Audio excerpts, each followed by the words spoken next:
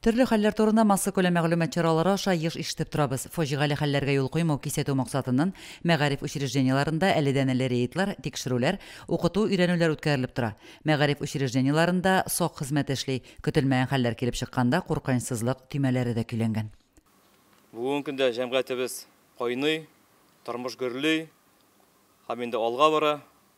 Шуңа күрә дә безнең көннәребез, һәр үткән сәгатьләребез тыныч булсын иде. Һәм инде шул тынычлыкта барыбыз да уяу булыйк.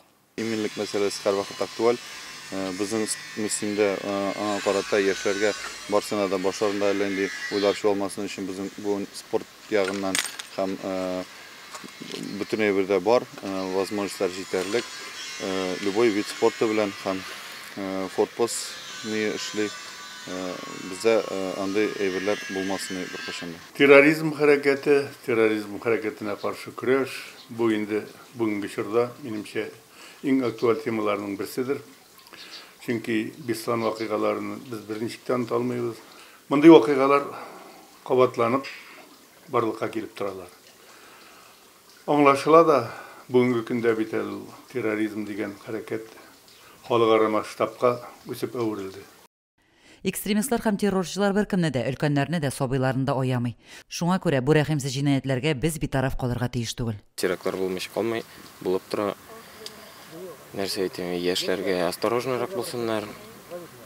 Теге яткан юл кырыйында яткан пакетларга, коробкаларга внимание обращать бирмәсеннәр. Алар әниләренә кагыла инде ул. Ничек воспитывать итәләр, шулай була.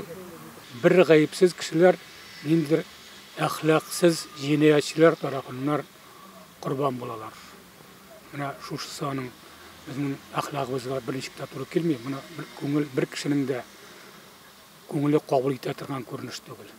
Һәм шуның өчен дә без барыбыз да уяу булырга тиеш. Барлык кешеләргә уяулы булырга кирәк. Шуның өчен балалар инде һәр вакытта шөгыльләнергә тиеш.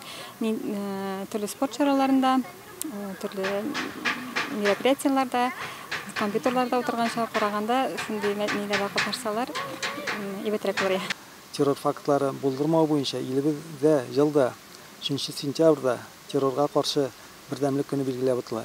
Һәм дә ки шушы көнне билгеләп үткәндә без тагын электән булган террор фактларын искә алабыз.